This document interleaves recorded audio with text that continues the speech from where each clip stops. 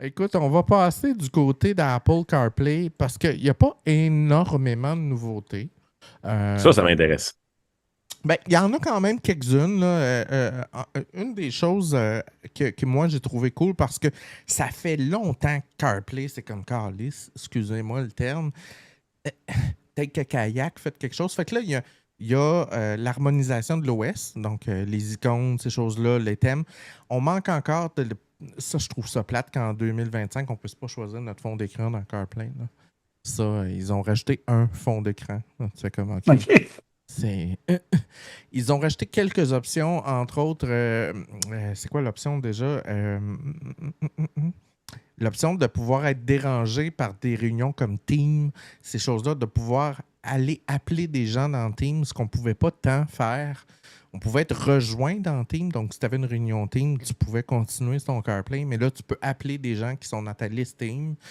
Ils ont rajouté aussi ce qu'on appelle des pop-up intelligents, donc qui apparaissent par-dessus ta map ou ton écran d'accueil sans te déranger, donc qui sont pertinents en fonction du moment de la journée.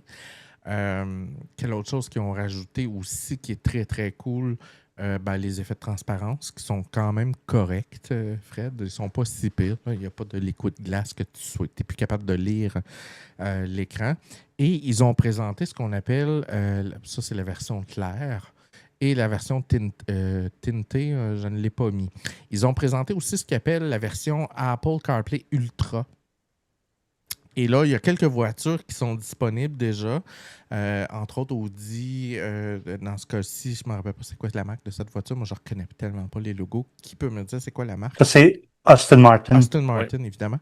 Et si vous savez que vous avez acheté des voitures un petit peu plus haut de gamme, vous avez sûrement remarqué que la plupart des tableaux de bord sont rendus numériques à écran LCD, y compris ce qu'on appelle les cadrans de vitesse, ces choses-là. Et là, CarPlay va étendre son interface à cette interface-là aussi. Donc, tu vas pouvoir avoir un CarPlay qui s'étend aussi dans tes cadrans d'automobile. Donc, ça va être tout le look Apple va pouvoir se révéler au niveau de ton choix de compteur de vitesse, au niveau de ton choix de ton GPS, ces choses-là. Donc, puis tu vas avoir aussi les contrôles de gestion de l'habitacle. La température de l'habitacle. Banc, ces choses-là, qui vont être intégrées à Apple CarPlay Ultra. Donc, ça, c'est vraiment très cool. Et ça ne sera pas disponible sur mon pauvre Bronco Sport 2024, malheureusement. Mais c'est très beau. C'est très, très beau. Des commentaires, Fred? C'est magnifique.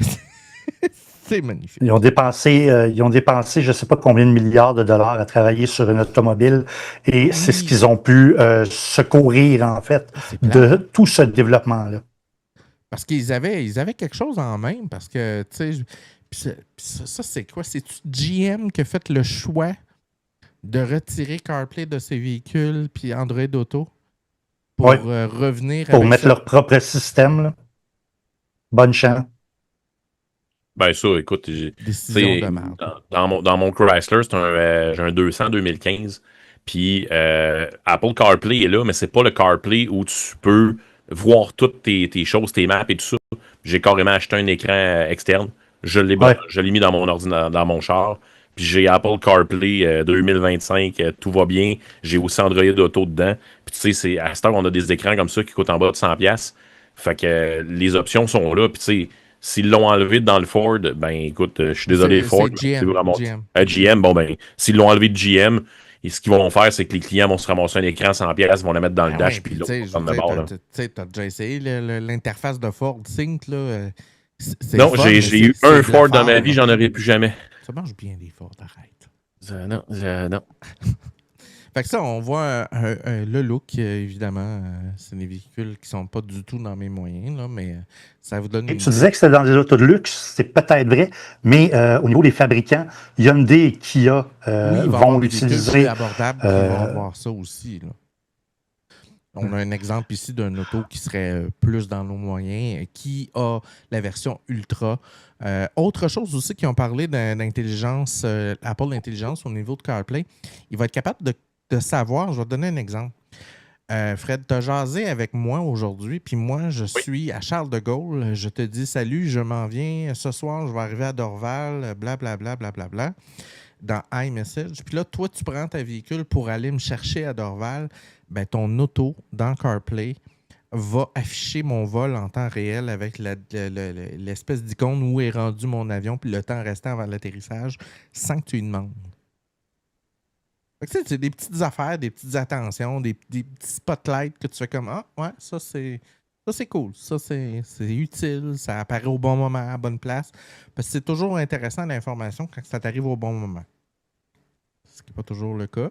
Puis des fois, tu en as besoin, puis tu passes une demi-heure à chercher et où la crise d'information que tu cherches. Un autre exemple ici avec ce qu'on appelle les widgets.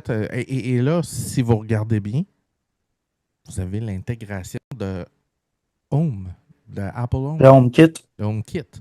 Donc, tu vas pouvoir, dans ta voiture, déclencher des affaires qui sont branchées à ton système Home. Donc, que ce soit des lumières, la climatisation, partir le chauffage, débarrer la porte de garage, ces choses-là directement à partir de ton Apple CarPlay.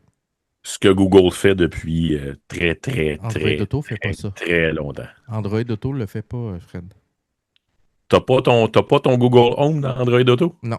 Tu peux, si tu casses ton Android Auto puis que tu l'unlock puis tu y vas par d'autres moyens un peu détournés, tu peux y arriver, mais il n'est pas intégré dans Android Auto. Pas encore. Tu peux aussi foncer dans ta maison puis avoir ton Android Auto dans ton Home.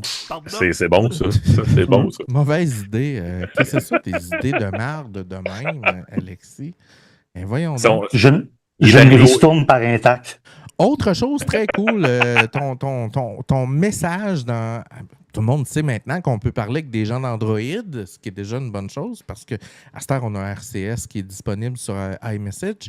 Mais maintenant, il va vous mettre les gens avec qui tu discutes le plus souvent, comme en feature, en haut dans ton message de Apple CarPlay. Mais aussi, ils ajoutent la possibilité de faire ce qu'on appelle des réactions. Et ça, c'est cool parce que des fois, puis là, je vais vous le dire, le système de reconnaissance vocale et de réponse dans Apple CarPlay fonctionne très bien. Ça, tu peux-tu faire ça par la voix ou tu es obligé de toucher à ton écran, te faire arrêter par un ranger, il te trouve un peu foncé, il va te gonner, il va penser que tu es un Canadien qui envahit les États-Unis? Je ne l'ai pas testé, mais j'ose penser qu'il faut que tu cliques dessus. Je pense pas que tu puisses dire à l'interface Siri, salut, mets les points d'interrogation dans la conversation. Je pense pas qu'il peut faire ça. Mais tu vois, ça, là, tu viens de dire quelque chose que, pour moi, ça serait primordial qu'Apple travaille sur Siri. Ça n'a aucun sens. Les conneries qu'elle peut dire. Puis tu sais, je considère que j'ai une bonne diction dans la vie. Ben moi, il fonctionne super bien. Là. Mais écoute, je sais pas c'est quoi qu'elle a contre moi, là. Mais je pense que ça va être l'emplacement de ton micro.